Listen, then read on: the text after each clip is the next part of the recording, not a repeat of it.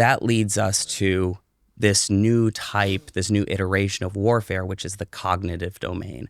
Essentially, it's a war of media, a war of ideas, and a war of attempting to divide populations against populations. Yeah. The thing to remember when you're sort of looking at these generations is it doesn't necessarily mean that one generation ends and another one picks up. These different generations of warfare can be happening simultaneously, but what matters is how technology and geopolitical aims end up affecting each other in order to change the nature and the character of warfare. So can you explain the generation 1 through 5? So first generation,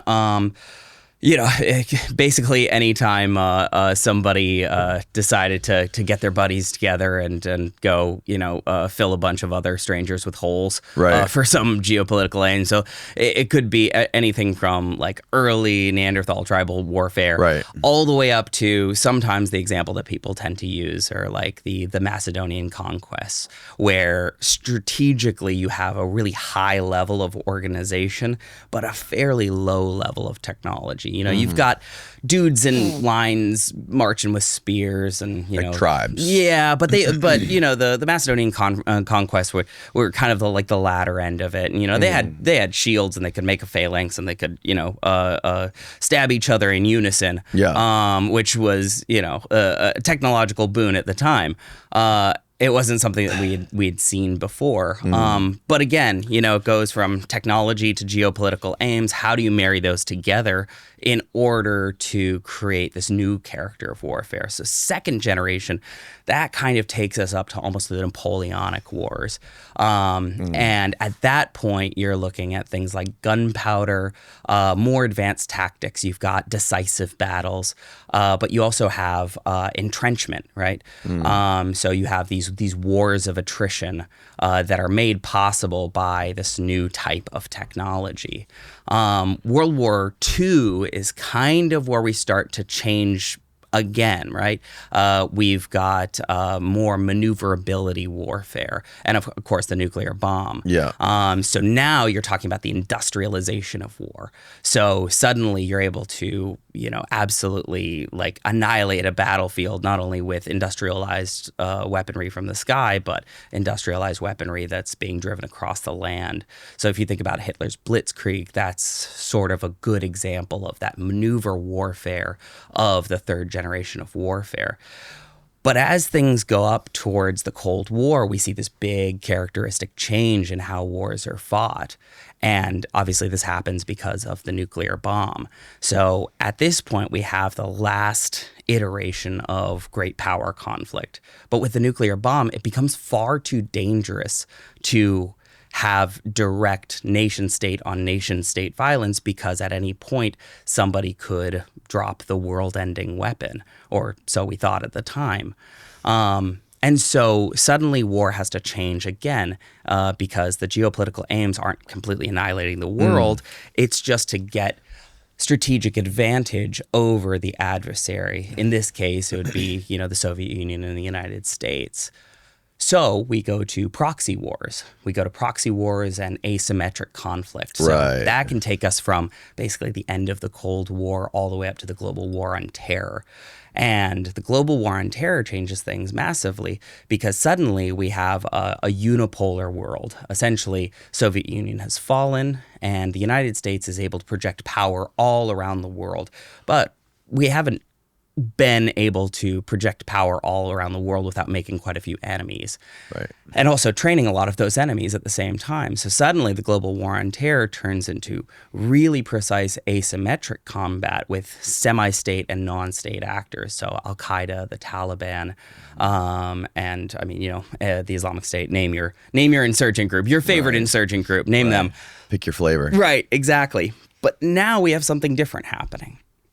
And that's fifth generation warfare. We still have the same constraints of third generation warfare. We can't go directly into combat with each other with these world-ending weapons. And in fact, there's so much economic entanglement in the world that it's very difficult to actually disrupt another nation so significantly because you're disrupting your own market. So that leads us to this new type, this new iteration of warfare, which is the cognitive domain. Essentially, it's a war of media, a war of ideas, and a war of attempting to divide populations against populations. Yeah. And to use the cognitive domain, essentially like the gray zone warfare in people's gray matter. Yeah. And to occupy the space between people's ears in order to achieve some sort of strategic gain.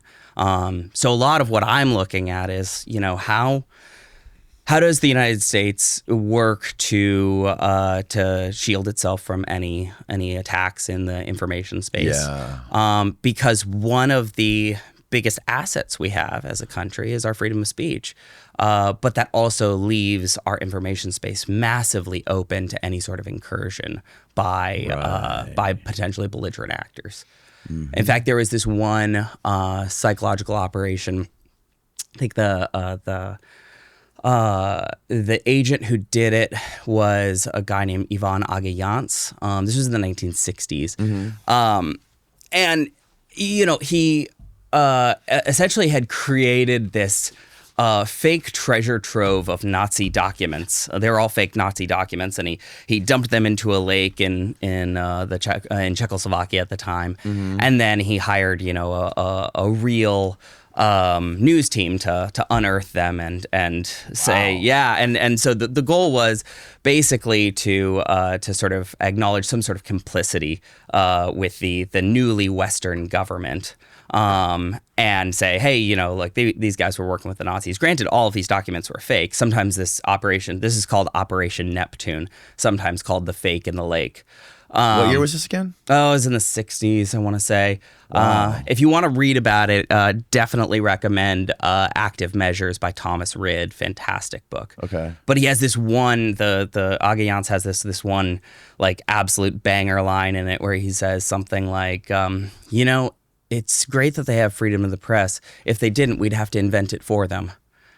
And so it talks about this permeability of the information space where it's like, on the one hand, you're able to call out really terrible ideas and you're able to surface really good ideas in free dialogue.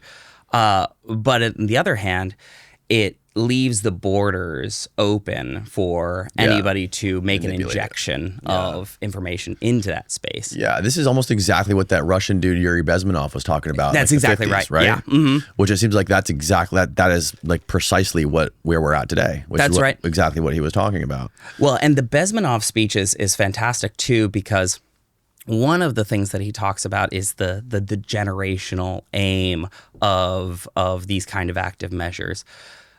Russia specifically tends to have a lot more time to do these things. They don't have administration switches nearly as regularly as we do.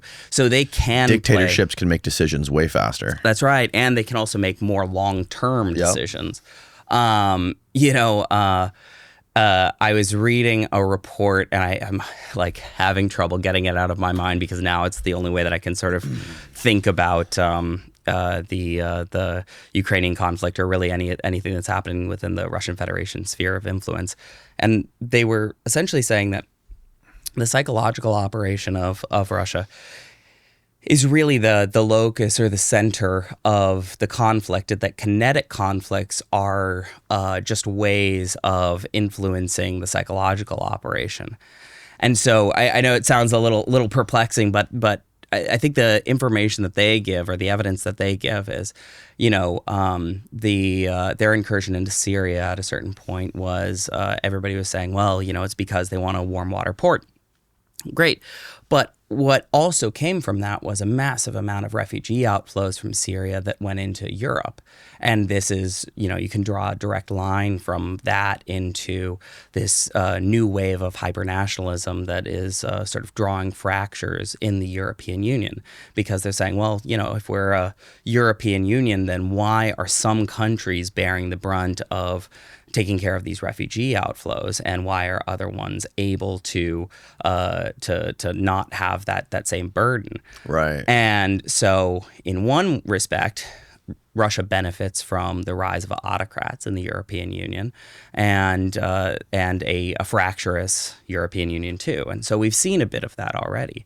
And so you might wonder, okay, well, what about the war in Ukraine? You have a slow encroachment into the war in Ukraine. 2014, is it? You really start seeing these gray zone operations where the little green men come into Crimea, and it's a sort of like a situationship of war zone. Like, are we at war? Are we not at war? Right. And it's testing the waters to see what will the result actually be. What actions is NATO going to take? And we're already seeing an enormous cultural divide, especially in the United States and amongst allies, about what do we do about this kinetic conflict. I haven't lived in the United States for a long time, but I've been back for 6 months, and maybe it's because I'm at a think tank where these things happen, or we have these conversations a lot. But I'm quite surprised to see how much division there is over funding or not funding the war in Ukraine. Right. And there's certainly a lot of gasoline being thrown on that fire, not only internally but from abroad.